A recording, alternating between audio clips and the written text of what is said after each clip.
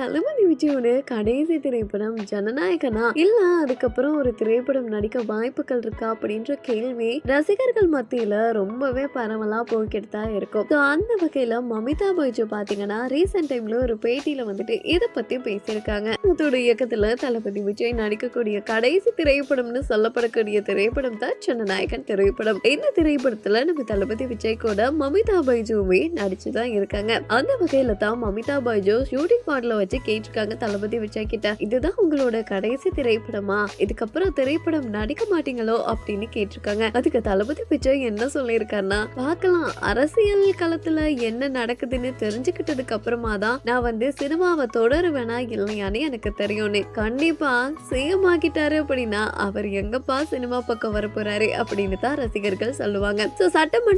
சட்டமன்ற தேர்தல்ல என்ன நடக்க போகுது அப்படின்றத பொறுத்திருந்து பார்க்கும்போதுதான் தளபதி விஜயோட இந்த சினிமா பயணம் தொடருமா தொடராதா அப்படின்றத நம்மளால கெஸ் பண்ண முடியும். யாரெல்லாம் தளபதி விஜய் மறுபடியும் நடிக்கணும் தொடர்ந்துமே அப்படின்னு நினைக்கிறீங்க அப்படின்றத கமெண்ட்ஸ்ல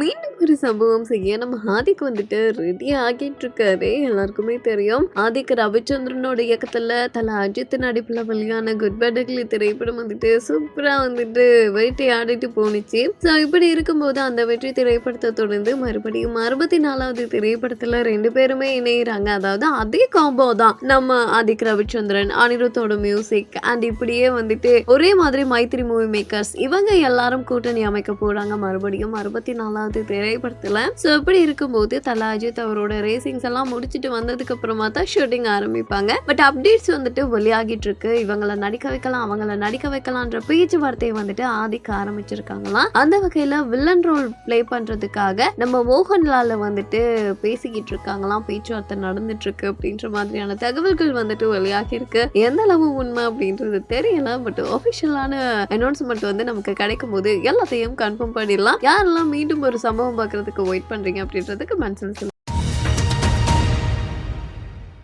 ஈகோ தான் காரணம் நம்ம வாணிவாசல் திரைப்படம் கைவிட்டு போனதுக்கு அப்படின்ற ஒரு தகவல் வெளியாகிருக்கு. எல்லாருக்குமே தெரியும், வெற்றிமாறனோட இயக்கத்துல சூர்யா நடிக்க இருந்த திரைப்படம் வாணிவாசல். பல வருடங்களா இந்த திரைப்படத்துக்காக ரசிகர்கள் வெயிட் பண்ணிட்டு இருக்காங்க. அப்படி இருக்கும்போது திடீர்னு ஷூட்டிங் ஆரம்பிக்க போறோம் அப்படின்னாங்க. அப்புறம் வெற்றிமாறன் அதை கைவிட்டுட்டு இன்னொரு நடிகர் கூட கை கோர்க்கிறாரு. என்னதான் இங்க நடக்குது அப்படின்னு எட்டி பார்த்தா சூர்யாவோட ஈகோ தான் இதுக்கெல்லாம் காரணம் அப்படின்னு சொல்லிட்டு ஒரு தகவல் வெளியாகிருக்கு. அமீர் கூட முன்னாடி அவருக்கு இருந்திருக்கக்கூடிய ப்ராப்ளம், அமீர் இந்த திரைப்படத்துல நடிக்க வைக்கவே கூடாது அப்படின்னு ஒரு முடிவுல இருந்திருக்காரு சூர்யா. இருந்தாலும் வெற்றிமாறன் நடிக்க வைக்கணும் அப்படின்னு நினைக்கும் போது கால் ஷீட் கொடுக்க முடியாது அப்படின்ற இடத்துக்கு சூர்யா வந்திருக்காரு. இதனாலதான் வாடிவாசல் தள்ளி போச்சான். சோ ஃபைனலி அமீரை நடிக்க வச்சு ஆகணும் அப்படின்னு சொல்லும் போது இப்போதைக்கு நடிக்க முடியாது அப்படின்னு சொன்னதாலதான் வாடிவாசல் இப்ப கைவிட்டு போயிருக்கு அப்படின்னு சொல்லிட்டு தகவல்கள் வெளியாகிருக்கு. இது எந்த அளவு உண்மை அப்படின்றது தெரியல. பட் வெற்றிமாறன் இப்ப வாடிவாசல் ஷூட்டிங் ஆரம்பிக்கலாம் அப்படின்றது மட்டும் நல்லாவே தெரியும்.